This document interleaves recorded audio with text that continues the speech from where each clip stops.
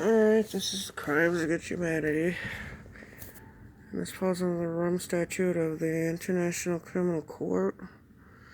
It's Article 7. There is some things, other than the crimes that they're actually committing.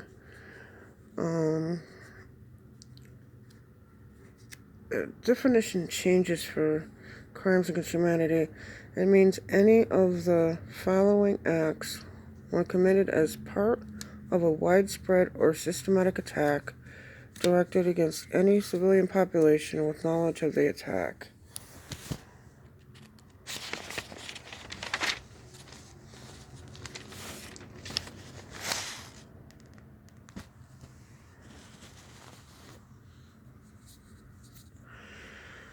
Second part. Attack directed against any civilian population means a course of conduct involving the multiple commission of acts referred to in paragraph 1 against any civilian population pursuant to or in furtherance of a state or organizational policy to commit such attack. And that part's very important because when I figured things out with viruses, they wanted it destroyed. If they couldn't have it, they wanted it destroyed.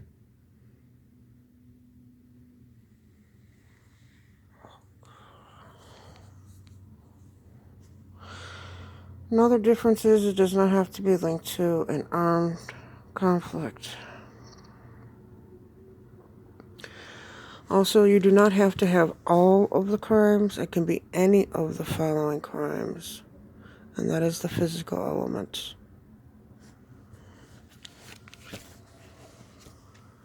Contextual, when committed as part of a widespread or systematic attack directed against any civilian population. Now, this would actually be stuff like the Las Vegas shooting.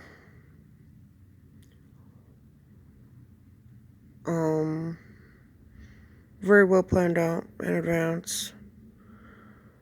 They definitely had knowledge of the attack, and that's the mental attack. The contextual element determines that crimes against humanity involve either large-scale violence in retaliation to the numbers of victims or its extension over a broad geographic area, widespread, or a methodical type of violence, systematic. This excludes random, accidental, or isolated acts of violence. This is not the first terrorist attack that they did. In addition, Article 7.2a of the Roman Statute determines that crimes against humanity must be committed in furtherance of a state or organizational policy to commit an attack. The plan or policy does not need to be explicitly stipulated or formally adopted and can therefore be inferred from the totality of the circumstances.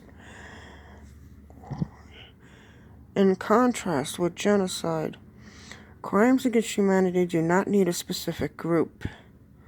Instead, the victim of the attack can be any civilian population, regardless of its affiliation or identity.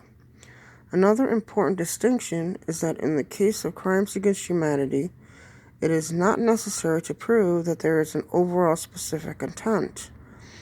It suffices for there to be a simple intent to commit any of the acts listed, with the exception of the act of persecution, which requires additional discriminatory intent. Now, a little bit there's about that one. Where is it? Let me see here.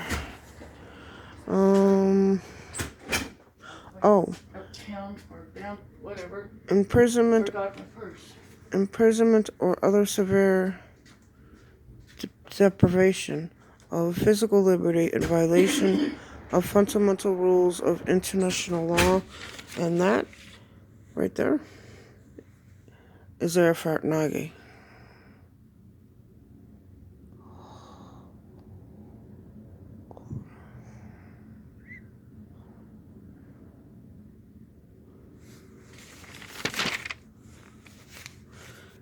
And he also comes under torture. That little bomb thing that they did to him, they also did it to me in Portland. So my lawyer will be coming for that picture. How nice that the government thinks it's okay for a bunch of terrorists and a bunch of criminals to sit there and strap a bomb to somebody that they drugged. And you think I'm going to stand up really and protect this country again? Well, whoever the hell's thinking that shit better go get their head examined.